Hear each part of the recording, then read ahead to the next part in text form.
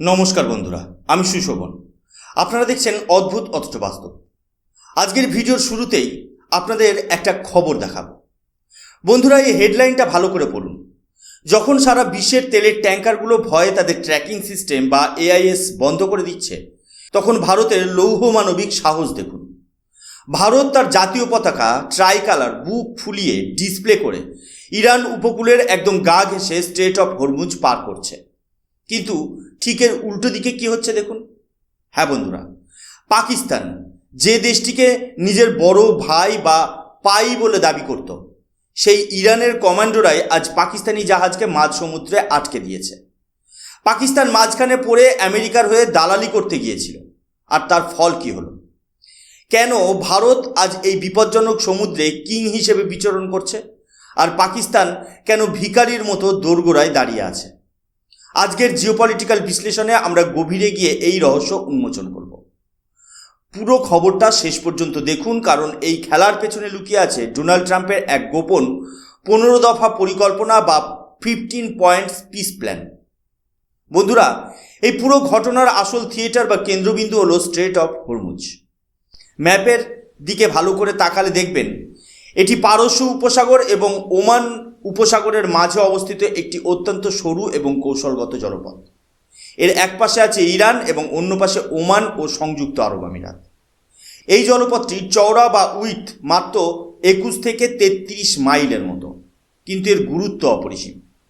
পৃথিবীর মোট উৎপাদিত তেলের বা ক্রুড অয়েলের প্রায় 20 থেকে 25% এবং গ্লোবাল লিকুইড ন্যাচারাল গ্যাস বা LNGর প্রায় 1/3 এই সরু পথ দিয়েই যাতায়াত করে। একে বলা হয় গ্লোবাল ইকোনমির জুগুলার ভেইন বা ঘাড়ের প্রধান ধমনী। চিন্তা করে দেখুন, এই পথটি যদি মাত্র কয়েক ঘন্টার জন্য বন্ধ হয়, তবে বিশ্ববাজারে তেলের দাম এক ধাক্কায় আকাশ ছোঁয়া হয়ে যাবে। আর যদি দীর্ঘদিনের জন্য বন্ধ হয়, তবে পুরো পৃথিবীর অর্থনৈতিক চাকা স্রেফ থমকে যাবে। এই উত্তেজনার শিকড় কিন্তু অনেক গভীরে। ইরান আর পশ্চিমী দুনিয়া, বিশেষ করে আমেরিকার বিবাদ কয়েক দশকের পুরনো।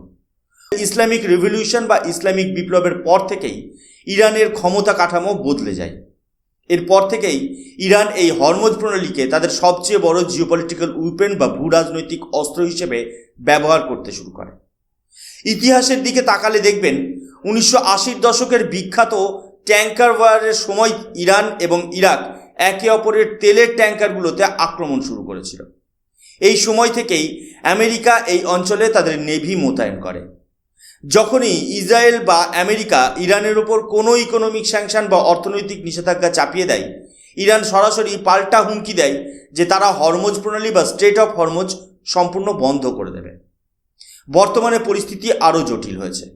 লোহিত সাগরে বা রেড সিতে চলা উত্তেজনার কারণে সেখানে ইরান সমর্থিত হুতি রেবেলস বা হুতি বিদ্রোহীরা একের পর এক বাণিজ্যিক জাহাজে ড্রোন এবং মিসাইল হামলা চালাচ্ছে।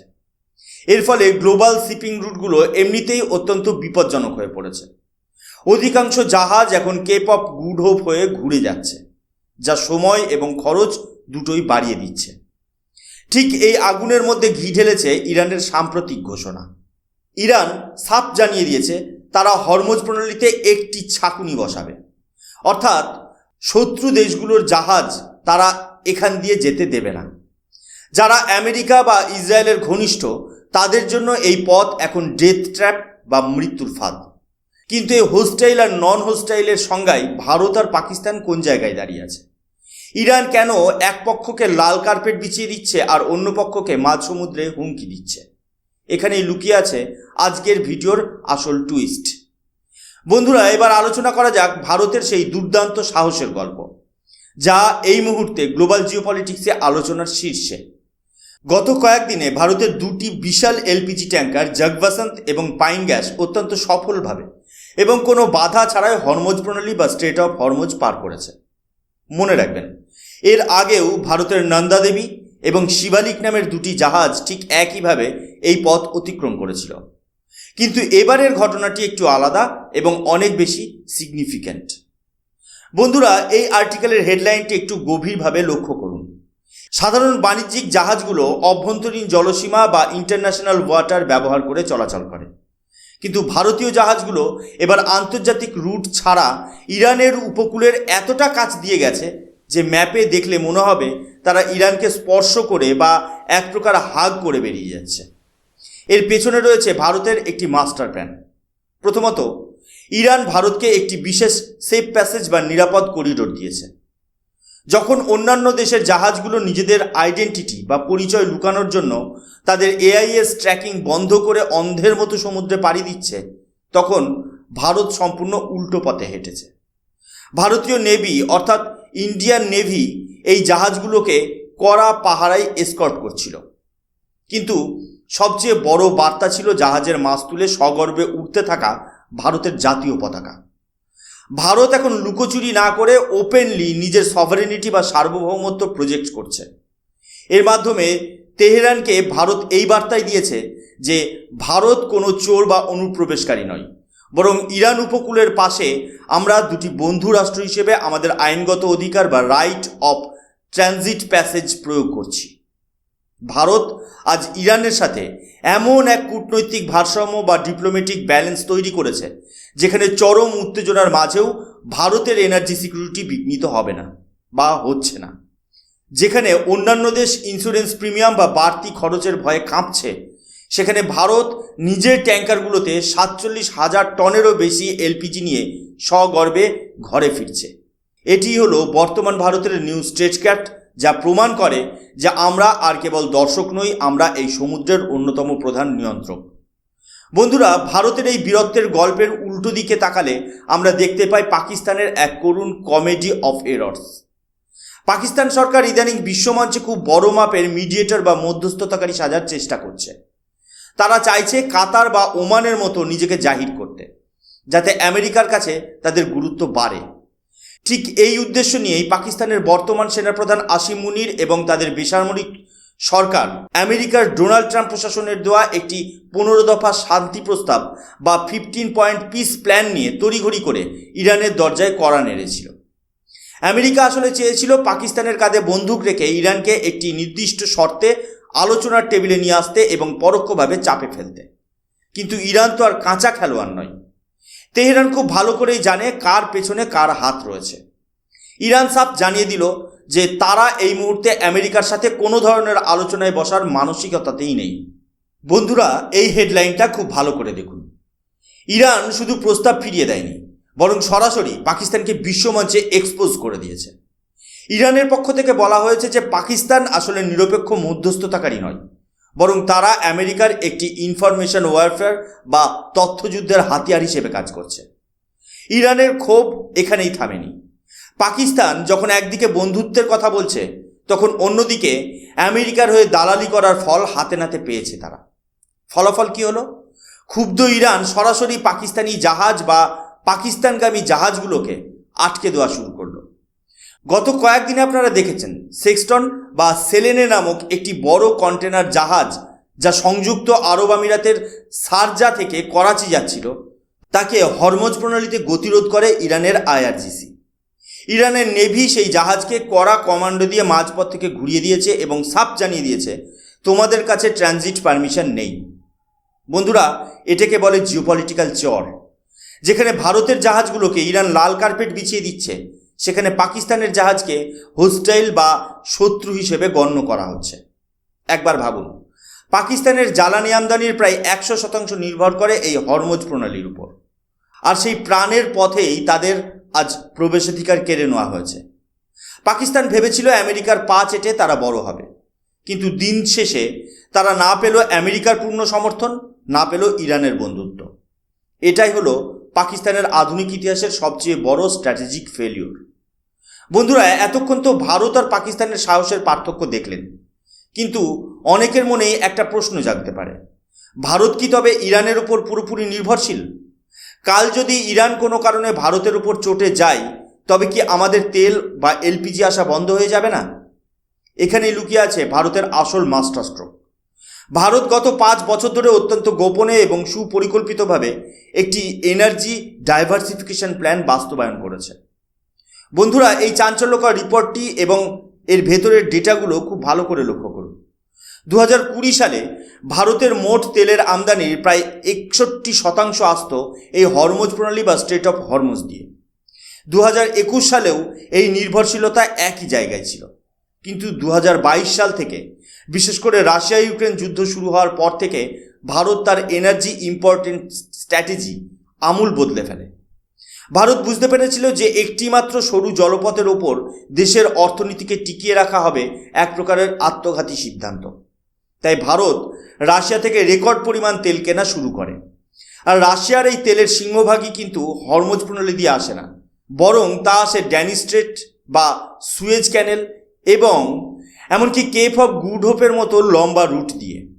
শুধু রাশিয়ায় নয়, ভারত আজ ব্রাজিল, গায়ানা এবং আমেরিকার মতো দেশগুলো থেকেও তেল আমদানি কয়েক গুণ বাড়িয়ে দিয়েছে।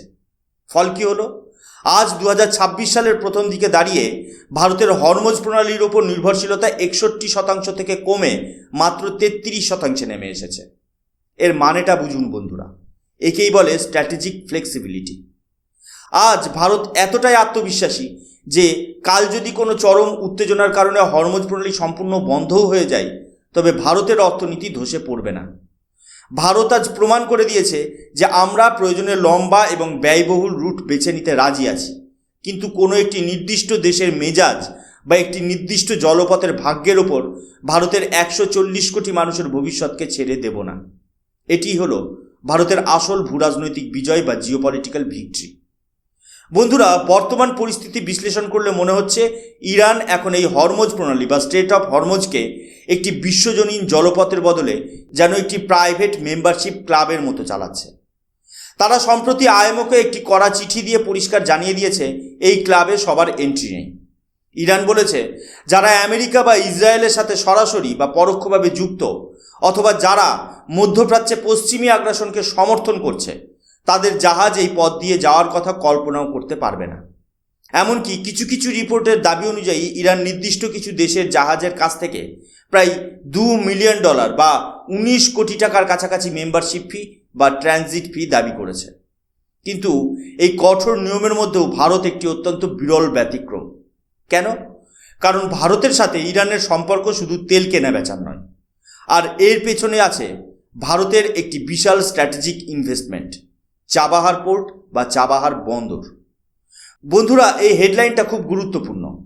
ভারত ইরানের চাবাহার বন্দরকে এমনভাবে তৈরি করেছে যাতে আমরা পাকিস্তানকে বাইপাস করে সরাসরি আফগানিস্তান এবং সেন্ট্রাল এশিয়া বা মধ্য এশিয়ায় পৌঁছাতে পারি। ইরান জানে যে ভারতের এই প্রজেক্ট তাদের নিজেদের অর্থনীতির জন্য অক্সিজেনের মতো। তাই ভারতের সাথে শত্রুতা করা মানে ইরানের নিজের পায়েই কুড়ুল মারা। ভারত আজ ইরানের কাছে কোনো হোস্টাইল দেশ নয়, বরং একটি বিশ্বস্ত স্ট্র্যাটেজিক পার্টনার। আরেকটি মজার বিষয় লক্ষ্য করুন, চীনও কিন্তু ভারতের এই সেফ করিডোরের সুবিধা নিচ্ছে। কিন্তু ইন্টেলিজেন্স রিপোর্ট অনুযায়ী চীনের তেলের ট্যাঙ্কারগুলো অনেক সময় ভারতের জাহাজের একদম পেছনে থেকে ইরানের উপকূল ঘেঁষে বেরিয়ে যাচ্ছে। অর্থাৎ ভারতের তৈরি করা সেই নিরাপদ রাস্তা আজ বড় বড় শক্তিগুলোকেও সুরক্ষা দিচ্ছে। আর পাকিস্তান ভেবেছিল তারাও এই মেম্বারশিপ ক্লাবে জায়গা পাবে, কিন্তু যখনই তারা আমেরিকার দেওয়া 15 দফা প্ল্যান নিয়ে দালালি করতে গেল, তখনই ইরান তাদের আউটসাইডার হিসেবে চিহ্নিত করে দরজায় তালা লাগিয়ে দিল। পাকিস্তান আজ না পেল আমেরিকার পূর্ণ সমর্থন, না পেল ইরানের দীর্ঘদিনের সেই ভাই ডাক। একেই বলে জিওপলিটিক্যাল আইরনি। সবশেষে একটা কথাই বলতে হয় বন্ধুরা, জিওপলিটিক্স কোনো আবেগের জায়গা নয়, এটা সম্পূর্ণ ইন্টারেস্ট বা স্বার্থের জায়গা। পাকিস্তান নিজের স্বার্থ বিসর্জন দিয়ে অন্যের হয়ে দালালি করতে গিয়েছিল, তাই আজ তাদের জাহাজ সমুদ্রের মাঝখানে ঘুরপাক খাচ্ছে। আর ভারত নিজের স্বার্থ সবার উপরে রেখেছে, নিজের ডিফেন্স এবং ইকোনমিকে শক্তিশালী করেছে। তাই আজ বিশ্বের অন্যতম বিপজ্জনক জলপথেও ভারতের তেরঙা সগর্বে উঠছে। আপনারা কি মনে করেন, পাকিস্তানের এই অবস্থার জন্য কি তাদের সেনাবাহিনী দায়ী, নাকি ডোনাল্ড ট্রাম্পের এই ইনফরমেশন ওয়ারফেয়ার পাকিস্তানকে বলির পাঠা বানানো? কমেন্ট সেকশনে আপনাদের মূল্যবান মতামত অবশ্যই জানান। ভিডিওটি ভালো লাগলে লাইক করুন এবং শেয়ার করুন, যাতে সবাই ভারতের এই বীরত্বের কাহিনী জানতে পারে। আর এই ধরনের জিওপলিটিক্যাল অ্যানালিসিস আরও দেখতে হলে অদ্ভুত অথচ বাস্তব চ্যানেলটিকে এখনই সাবস্ক্রাইব করুন। আমি সুশোভন আজকের মতো এখানেই বিদায় নিচ্ছি। দেখা হবে পরের ভিডিওতে। জয় হিন্দ, বন্দে মাতরম, ভারত মাতা কি জয়।